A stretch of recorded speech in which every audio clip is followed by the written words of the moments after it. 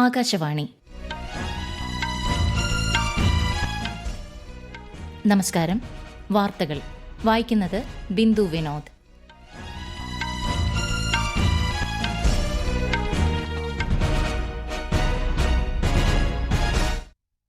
പ്രധാന വാർത്തകൾ. പ്രധാനമന്ത്രി നരേന്ദ്രമോദി സൈപ്രസ് പ്രസിഡന്റുമായി ന്യൂഡൽഹിയിൽ കൂടിക്കാഴ്ച നടത്തി. നിരവധി കരാറുകളിൽ ഇരു രാജ്യങ്ങളും ഒപ്പുവയ്ക്കും. 16ാം കേരള നിയമസഭയുടെ സ്പീക്കറായി തിരുവഞ്ചൂർ രാധാകൃഷ്ണനെ തെരഞ്ഞെടുത്തു. സഭയുടെ അന്തസ്സും നിഷ്പക്ഷതയും ഉയർത്തിപ്പിടിക്കാൻ ആത്മാർത്ഥതയോടെ പരിശ്രമിക്കുമെന്ന് സ്പീക്കർ. 10 സംസ്ഥാനങ്ങളിൽ ഒഴിവുവരുന്ന 24 രാജ്യസഭാ സീറ്റുകളിലേക്കുള്ള തെരഞ്ഞെടുപ്പ് ജൂൺ 18 നടക്കും.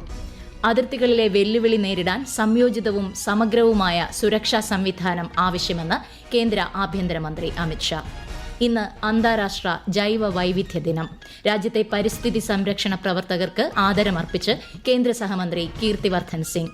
IPL ക്രിക്കറ്റിൽ സൺറൈസേഴ്സ് ഹൈദരാബാദ് ഇന്ന് റോയൽ ചലഞ്ചേഴ്സ് ബംഗളൂരുവിനെ നേരിടും. വാർത്തകൾ വിശദമായി. പ്രധാനമന്ത്രി നരേന്ദ്രമോദിയും സൈപ്രസ് പ്രസിഡന്റ് നിക്കോസ് ക്രിസ്റ്റോ ഡൌലിറ്റ്സും ന്യൂഡൽഹിയിൽ ഇന്ന് കൂടിക്കാഴ്ച നടത്തി. ഇരു രാജ്യങ്ങളും തമ്മിലുള്ള സഹകരണം കൂടുതൽ ശക്തമാക്കുന്നത് സംബന്ധിച്ചുള്ള ഉഭയകക്ഷി ചർച്ചകൾക്ക് പുറമെ പ്രാദേശികവും ആഗോളവുമായ പ്രധാന വിഷയങ്ങളും ഇരു നേതാക്കളും ചർച്ച ചെയ്തു. നിരവധി കരാറുകളിലും ഇരു രാജ്യങ്ങളും ഒപ്പുവയ്ക്കും. രാഷ്ട്രപതി ദ്രൌപദി മുർമുവുമായും സൈപ്രസ് പ്രസിഡന്റ് ഇന്ന് വൈകുന്നേരം കൂടിക്കാഴ്ച നടത്തും. 4 ദിവസത്തെ സന്ദർശനത്തിനായി ഇന്ത്യയിലെത്തിയ സൈപ്രസ് പ്രസിഡന്റിനൊപ്പം വിദേശകാര്യമന്ത്രി, വാർത്താവിനിമയ മന്ത്രി, മുതിർന്ന ഉദ്യോഗസ്ഥർ എന്നിവരടങ്ങിയ ഉന്നതതല പ്രതിനിധി സംഘവുമുണ്ട്. 16ാം കേരള നിയമസഭയുടെ സ്പീക്കറായി തിരുവഞ്ചൂർ രാധാകൃഷ്ണനെ തെരഞ്ഞെടുത്തു. UDF സ്ഥാനാർത്ഥിയായ തിരുവഞ്ചൂർ രാധാകൃഷ്ണൻ 101 വോട്ടുകളാണ് നേടിയത്. LDF സ്ഥാനാർത്ഥി AC മൊയ്തീന് 35 വോട്ടും BJP സ്ഥാനാർത്ഥി BB ഗോപകുമാറിന് 3 വോട്ടും ലഭിച്ചു. പ്രോട്ടേം സ്പീക്കർ G സുധാകരൻ വോട്ട് രേഖപ്പെടുത്തിയില്ല. ഫലപ്രഖ്യാപനത്തിന് ശേഷം മുഖ്യമന്ത്രി VD സതീശനും പ്രതിപക്ഷ നേതാവ് പിണറായി വിജയനും ചേർന്ന് തിരുവഞ്ചൂർ രാധാകൃഷ്ണനെ സ്പീക്കറുടെ ഇരിപ്പിടത്തിലേക്ക് ആനയിച്ചു. സഭയുടെ അന്തസ്സും നിഷ്പക്ഷതയും ഉയർത്തിപ്പിടിക്കാൻ പരമാവധി ആത്മാർത്ഥതയോടെ പരിശ്രമിക്കുമെന്ന് സ്പീക്കർ പറഞ്ഞു. ഭരണപക്ഷത്തിനും പ്രതിപക്ഷത്തിനും ഒരുപോലെ നീതിയും അവസരവും ലഭ്യമാക്കുക എന്നതാകും സ്പീക്കർ എന്ന നിലയിൽ തന്റെ പ്രധാന കടമയെന്നും ശ്രീ തിരുവഞ്ചൂർ രാധാകൃഷ്ണൻ വ്യക്തമാക്കി. ജനാധിപത്യ മൂല്യങ്ങൾ സംരക്ഷിക്കുവാനുള്ള വലിയ ഉത്തരവാദിത്വമാണ് എന്നിൽ നിക്ഷിപ്തമാക്കിയിട്ടുള്ളത്. 138 വർഷത്തെ പാരമ്പര്യമുള്ള നമ്മുടെ സഭയുടെ അന്തസ്സും നിഷ്പക്ഷതയും ഉയർത്തിപ്പിടിക്കാൻ പരമാവധി ആത്മാർത്ഥതയോടുകൂടി പ്രവർത്തിക്കുമെന്ന് ഞാൻ സഭയ്ക്ക് ഉറപ്പ് നൽകുകയാണ്. സ്പീക്കർ എന്ന നിലയിൽ ഭരണപക്ഷത്തിനും പ്രതിപക്ഷത്തിനും ഒരുപോലെ നീതിയും അവസരവും ഉറപ്പാക്കുക എന്നത് എന്റെ പ്രധാന കടമയായിരിക്കും. എല്ലാ അംഗങ്ങൾക്കും അവരുടെ അഭിപ്രായങ്ങൾ സഭയിൽ സ്വതന്ത്രമായും നിർഭയമായും അവതരിപ്പിക്കാൻ കഴിയുന്ന സാഹചര്യം ഉറപ്പാക്കാൻ പരമാവധി ശ്രദ്ധിക്കും എന്നറിയിക്കട്ടെ. മുഖ്യമന്ത്രി VD സതീശനും പ്രതിപക്ഷ നേതാവ് പിണറായി വിജയനും മറ്റംഗങ്ങളും സ്പീക്കർക്ക് അനുമോദനം അർപ്പിച്ചു. പരിണിതപ്രജ്ഞനായ സാമാജികൻ തിരുവഞ്ചൂർ രാധാകൃഷ്ണൻ MLA എന്ന നിലയിൽ എല്ലാവർക്കും മാതൃകയാണെന്ന് ശ്രീ VD സതീശൻ പറഞ്ഞു. ദീർഘമായ പരിചയസമ്പത്തിനുടമയാണ് അദ്ദേഹമെന്നും ഭരണപക്ഷത്തും പ്രതിപക്ഷത്തും ഇരുന്നുള്ള വൈവിധ്യമാർന്ന രാഷ്ട്രീയ അനുഭവ പശ്ചാത്തലം തിരുവഞ്ചൂർ രാധാകൃഷ്ണനുണ്ടെന്നും ശ്രീ പിണറായി വിജയൻ അഭിപ്രായപ്പെട്ടു. സ്പീക്കർക്ക് പൂർണ്ണ സഹകരണം ഉറപ്പു നൽകിയ BJP അംഗം രാജീവ് ചന്ദ്രശേഖർ ജനങ്ങൾക്ക് നല്ല ഭാവി സൃഷ്ടിക്കാൻ കഴിയുന്ന കാര്യങ്ങൾ ചർച്ച ചെയ്യാൻ സഭയ്ക്ക് സാധിക്കട്ടെയെന്നും ആശംസിച്ചു. 16ാം കേരള നിയമസഭയുടെ സ്പീക്കറായി തെരഞ്ഞെടുക്കപ്പെട്ട തിരുവഞ്ചൂർ രാധാകൃഷ്ണനെ അഭിനന്ദിച്ച് ലോക്സഭാ സ്പീക്കർ ഓം ബിർല. വിപുലമായ നിയമനിർമ്മാണ പരിചയവും പാർലമെന്ററി സംവിധാനങ്ങളെക്കുറിച്ച് ആഴത്തിലുള്ള അറിവും സഭയെ നീതിയോടെയും അന്തസ്സോടെയും നയിക്കാൻ ശ്രീ തിരുവഞ്ചൂർ രാധാകൃഷ്ണനെ സഹായിക്കുമെന്ന് ലോക്സഭാ സ്പീക്കർ സമൂഹമാധ്യമത്തിൽ കുറിച്ചു. ഒഴിവുവരുന്ന 24 രാജ്യസഭാ സീറ്റുകളിലേക്കുള്ള തെരഞ്ഞെടുപ്പ് ജൂൺ 18 നടക്കും. വോട്ടെണ്ണലും അന്നേ ദിവസം തന്നെ നടക്കുമെന്ന് കേന്ദ്ര തെരഞ്ഞെടുപ്പ് കമ്മീഷൻ അറിയിച്ചു. 10 സംസ്ഥാനങ്ങളിൽ നിന്നുള്ള 24 രാജ്യസഭാ MPമാരുടെ കാലാവധി അടുത്ത മാസം പൂർത്തിയാകുന്ന സാഹചര്യത്തിലാണ് തെരഞ്ഞെടുപ്പ്.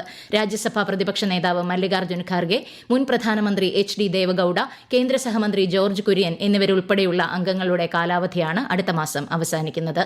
ആന്ധ്രാപ്രദേശ്, ഗുജറാത്ത്, കർണാടക എന്നിവിടങ്ങളിൽ 4 വീതം സീറ്റുകളും രാജസ്ഥാൻ, മധ്യപ്രദേശ് എന്നിവിടങ്ങളിൽ 3ഉം ഝാർഖണ്ഡിൽ 2ഉം മണിപ്പൂർ, മേഘാലയ, അരുണാചൽ പ്രദേശ്, മിസോറാം എന്നിവിടങ്ങളിൽ ഓരോ സീറ്റുകൾ വീതവുമാണ് ഒഴിവ് വരുന്നത്. തെരഞ്ഞെടുപ്പ് വിജ്ഞാപനം ജൂൺ 1 പുറപ്പെടുവിക്കും. ജൂൺ 8 നാമനിർദ്ദേശ പത്രിക സമർപ്പിക്കാനുള്ള അവസാന തീയതി. ഇതിനു പുറമെ മഹാരാഷ്ട്രയിലും തമിഴ്നാട്ടിലും ഓരോ രാജ്യസഭാ സീറ്റുകളിലേക്കുള്ള ഉപതെരഞ്ഞെടുപ്പും പ്രഖ്യാപിച്ചിട്ടുണ്ട്. മഹാരാഷ്ട്ര ഉപമുഖ്യമന്ത്രി സ്ഥാനത്തേക്ക് തെരഞ്ഞെടുക്കപ്പെട്ട Sunetra Pawar, AIADMK MP CV Shanmugham എന്നിവർ രാജിവെച്ച ഒഴിവുകളിലേക്കാണ് അടുത്ത മാസം 18 ഉപതെരഞ്ഞെടുപ്പ് നടക്കുന്നത്. അന്താരാഷ്ട്ര അതിർത്തികളിലെ വെല്ലുവിളികളെ നേരിടാൻ സംയോജിതവും സമഗ്രവുമായ സുരക്ഷാ സംവിധാനം ആവശ്യമാണെന്ന് കേന്ദ്ര ആഭ്യന്തരമന്ത്രി അമിത്ഷാ. സംസ്ഥാന പോലീസ്, കേന്ദ്ര സായുധ സേനകൾ, രഹസ്യാന്വേഷണ ഏജൻസികൾ, പ്രാദേശിക ഭരണകൂടം എന്നിവ തമ്മിൽ കൂടുതൽ ഏകോപനമുണ്ടാകണമെന്നും ന്യൂഡൽഹിയിൽ നടന്ന BSF പരിപാടിയിൽ അദ്ദേഹം പറഞ്ഞു. പ്രതികൂല സാഹചര്യങ്ങളും നിരവധി വെല്ലുവിളികളും ഉണ്ടായിരുന്നിട്ടും രാജ്യത്തിന്റെ അഭിമാനം എക്കാലവും ഉയർത്തിപ്പിടിക്കാൻ അതിർത്തി രക്ഷാ സേനയ്ക്ക് സാധിച്ചിട്ടുണ്ടെന്നും കേന്ദ്രമന്ത്രി വ്യക്തമാക്കി. ക്വാഡ് വിദേശകാര്യമന്ത്രിമാരുടെ യോഗം ഈ മാസം 26-ന് ന്യൂഡൽഹിയിൽ നടക്കും. വിദേശകാര്യമന്ത്രി S. ജയശങ്കറിന്റെ ക്ഷണപ്രകാരം ഓസ്ട്രേലിയ, ജപ്പാൻ എന്നീ രാജ്യങ്ങളിലെ വിദേശകാര്യമന്ത്രിമാരും അമേരിക്കൻ വിദേശകാര്യ സെക്രട്ടറി മാർക്കോ റൂബിയോയും യോഗത്തിൽ പങ്കെടുക്കും. കഴിഞ്ഞ ജൂലൈയിൽ വാഷിംഗ്ടൺ DC-യിൽ നടന്ന ചർച്ചകളുടെ തുടർച്ചയായാണ് യോഗം. ക്വാഡ് രാജ്യങ്ങൾക്കിടയിലെ സഹകരണം, ക്വാഡ് പദ്ധതികളുടെ പുരോഗതി, ഇൻഡോ പസഫിക് മേഖലയിലെ സമീപകാല സംഭവ വികാസങ്ങൾ തുടങ്ങിയവ യോഗം ചർച്ച ചെയ്യും. ഈ വാർത്തകൾ ആകാശവാണിയിൽ നിന്ന്. ആകാശവാണി വാർത്തകളും വാർത്താധിഷ്ഠിത പരിപാടികളും all India radio news Thiruvananthapuram YouTube ചാനലിലും all India radio news Thiruvananthapuram Facebook പേജിലും AR News_ തിരുവനന്തപുരം ഇൻസ്റ്റഗ്രാം അക്കൌണ്ടിലും AR News_TVM X ഹാൻഡിലും ലഭ്യമാണ്. ഇന്ന് അന്താരാഷ്ട്ര ജൈവ വൈവിധ്യ ദിനം. ജൈവ വൈവിധ്യ സംരക്ഷണം എന്നത് ആഗോള പ്രതിബദ്ധത എന്നതിലുപരി സമൂഹങ്ങളും സ്ഥാപനങ്ങളും സർക്കാരുകളും സംയുക്തമായി നിർവഹിക്കേണ്ട പ്രാദേശിക ഉത്തരവാദിത്തമാണെന്ന് കേന്ദ്ര പരിസ്ഥിതി സഹമന്ത്രി കീർത്തിവർദ്ധൻ സിംഗ് പറഞ്ഞു. രാജ്യത്താകമാനമുള്ള പ്രാദേശിക സംരക്ഷണ പ്രവർത്തകർക്ക് അദ്ദേഹം ആദരമർപ്പിച്ചു. മൻ കി ബാത്ത് ഉൾപ്പെടെയുള്ള വേദികൾ ഇത്തരം പ്രാദേശികമായ പരിസ്ഥിതി പ്രവർത്തനങ്ങളെ ദേശീയ ശ്രദ്ധയിൽ കൊണ്ടുവരാൻ സഹായിച്ചിട്ടുണ്ടെന്നും അദ്ദേഹം വീഡിയോ സന്ദേശത്തിൽ വ്യക്തമാക്കി.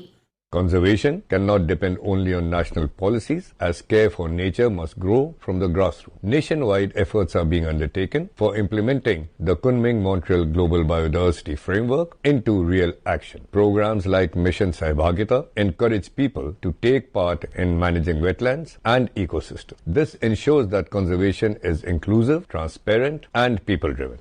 ജൈവ വൈവിധ്യത്തെക്കുറിച്ച് ആഗോളതലത്തിൽ അവബോധം വർദ്ധിപ്പിക്കാനും അവയുടെ സംരക്ഷണം ഉറപ്പാക്കാനുമാണ് ഐക്യരാഷ്ട്രസഭ മെയ് 22 ജൈവ വൈവിധ്യ ദിനമായി ആചരിക്കുന്നത്. ന്യൂഡൽഹിയിൽ ജൂൺ 1 നടത്താൻ നിശ്ചയിച്ചിരുന്ന പ്രഥമ അന്താരാഷ്ട്ര ബിഗ് ക്യാറ്റ് അലയൻസ് ഉച്ചകോടി മാറ്റിവെച്ചു. 4ാമത് ഇന്ത്യ ആഫ്രിക്ക ഫോറം ഉച്ചകോടി ആഫ്രിക്കയിലെ ആരോഗ്യ സാഹചര്യം കണക്കിലെടുത്ത് മാറ്റിവെച്ചതിന് പിന്നാലെയാണ് ഇതിനോടനുബന്ധിച്ച് നടക്കാനിരുന്ന ബിഗ് ക്യാറ്റ് ഉച്ചകോടിയും മാറ്റിയത്. കടുവ, സിംഹം, പുള്ളിപ്പുലി, ഹിമപ്പുലി തുടങ്ങി ബിഗ് ക്യാറ്റ് സ്പീഷീസിൽ വരുന്ന 7 വന്യജീവി വിഭാഗങ്ങളുടെയും അവയുടെ ആവാസ വ്യവസ്ഥകളുടെയും സംരക്ഷണം ലക്ഷ്യമിട്ടാണ് ഉച്ചകോടി സംഘടിപ്പിക്കുന്നത്. എബോള രോഗബാധ റിപ്പോർട്ട് ചെയ്ത രാജ്യങ്ങളിൽ നിന്ന് എത്തുന്നവർക്ക് കേന്ദ്ര ആരോഗ്യ മന്ത്രാലയം കർശന ജാഗ്രതാ നിർദ്ദേശങ്ങൾ പുറപ്പെടുവിച്ചു. കോങ്കോ, യുഗാണ്ട, ദക്ഷിണ സുഡാൻ തുടങ്ങി എബോള ജാഗ്രതാ നിർദ്ദേശമുള്ള രാജ്യങ്ങളിൽ നിന്നും ഇന്ത്യയിലെത്തുന്നവർ രോഗലക്ഷണങ്ങൾ ശ്രദ്ധയിൽപ്പെട്ടാൽ ഉടൻ വൈദ്യസഹായം തേടണമെന്ന് ആരോഗ്യ മന്ത്രാലയം നിർദ്ദേശിച്ചു. എബോളയുടെ ബുൻഡി ബ്യൂഗോ വകഭേദം പടർന്നു പിടിക്കുന്ന സാഹചര്യത്തിൽ ലോകാരോഗ്യ സംഘടന ആരോഗ്യ അടിയന്തരാവസ്ഥ പ്രഖ്യാപിച്ചിരിക്കുകയാണ്. ഈ വകഭേദത്തിനെതിരെ മരുന്ന് വികസിപ്പിക്കാൻ 9 മാസമെങ്കിലും എടുക്കുമെന്നാണ് WHO വിലയിരുത്തുന്നത്. 140-ലേറെ എബോള മരണങ്ങളും 650-ലേറെ പേർക്ക് രോഗബാധയും ഇതിനകം റിപ്പോർട്ട് ചെയ്തിട്ടുണ്ട്.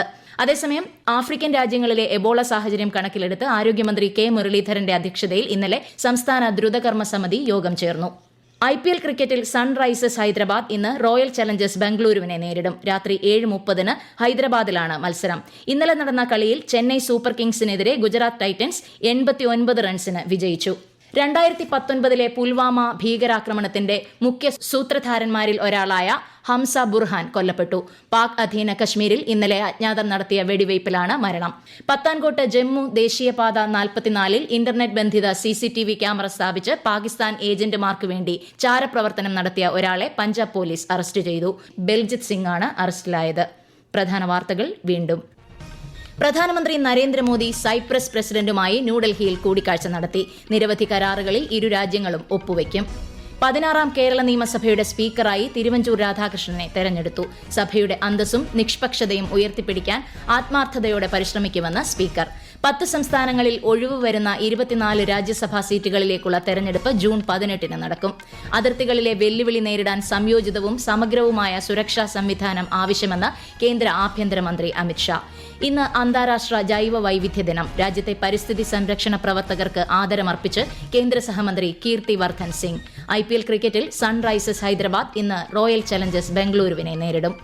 വാർത്തകൾ കഴിഞ്ഞു. അടുത്ത വാർത്താ പ്രക്ഷേപണം വൈകിട്ട് 6:30-ന്.